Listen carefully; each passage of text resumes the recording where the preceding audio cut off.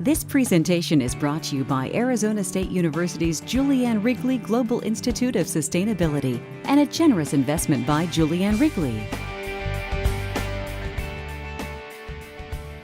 You know, the economy has so many different areas where animals are used. They've been used in cosmetic tests, poisoning animals at high dosages, feeding animals chemicals and compounds or finished cosmetic products until half the animals die.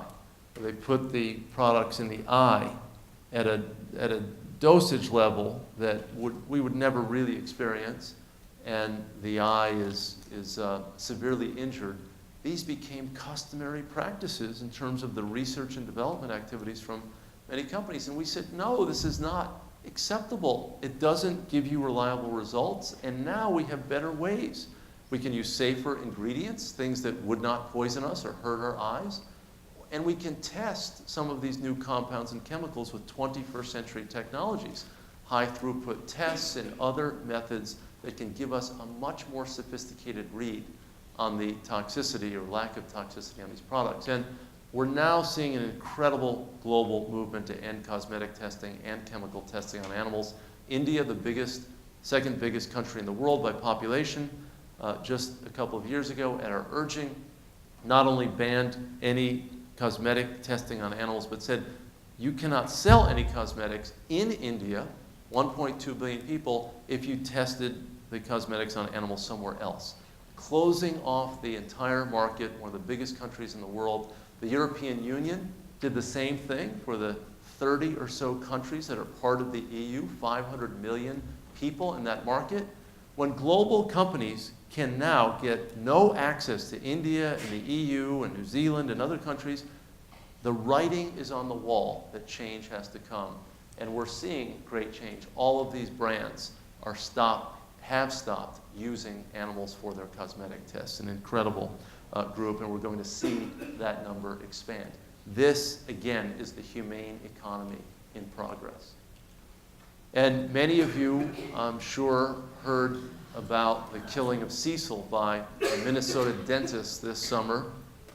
He had a guide, and he and the guide took part of an elephant and used the elephant as bait to lure Cecil out of Hwange National Park, and then shot Cecil with an arrow, and then posed for this photo after killing Cecil.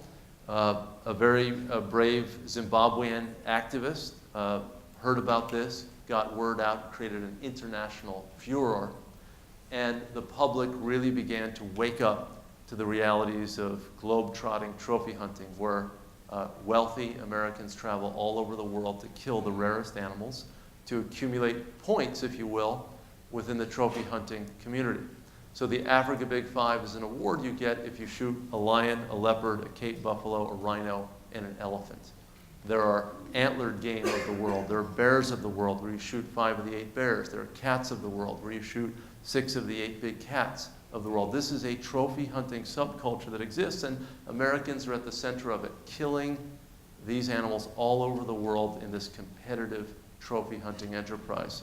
So we and others began to say, not only are we going to try to shut down the American market to these imports, and we now have gotten the United States to list African lions as threatened or endangered, and it's going to stop the flow of trophies into the United States. We got that done just a couple of months ago, but we also worked with the airlines to get them to stop shipping trophies of any members of the Africa Big Five at all, not to the United States and not to any other place. So these are the airlines that have committed to no shipping of trophies. An incredible number.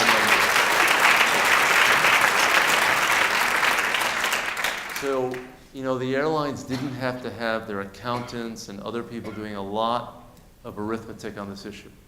The pool of people interested in trophy hunting is in the thousands.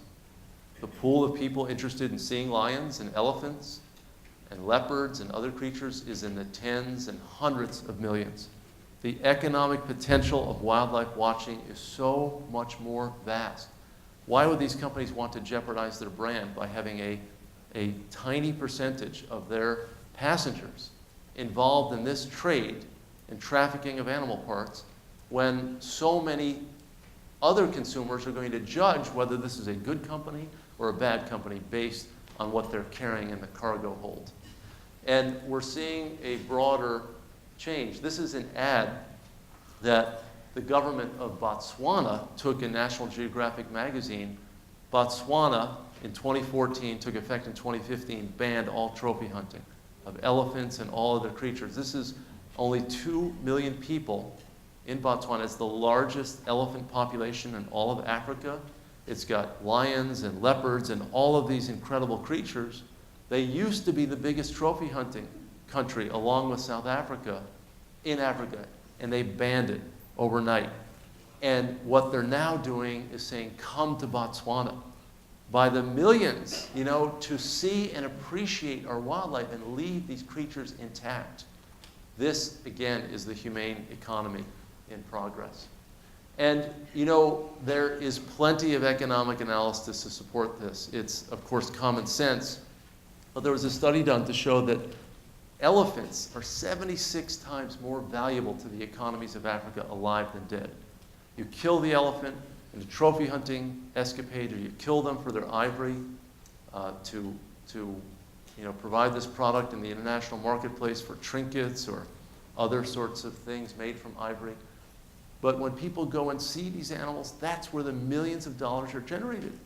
When people go to Africa, they're not generally going to see the architecture. They're not going there to see. They're going to see the greatest, assemblage of wildlife in the world. And the future of these African countries, the future of their economic health, the future in terms of jobs for young people and women depends on preserving these wild creatures. That is the future of the African continent. So many of the countries in Africa.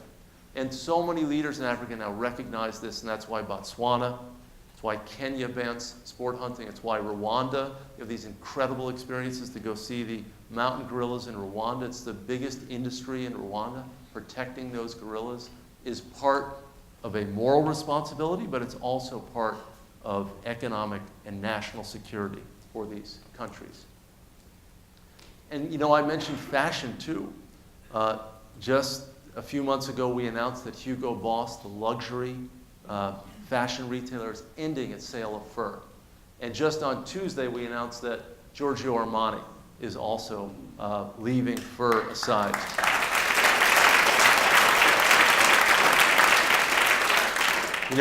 When you have expeditions who go to the North Pole or the South Pole, are people decked out in a bobcat coat or a coyote coat? No. We've got Gore-Tex, we've got products that we have developed, whether synthetic or natural fibers that keep us much warmer. We now can mimic almost entirely the fur of animals with fake fur.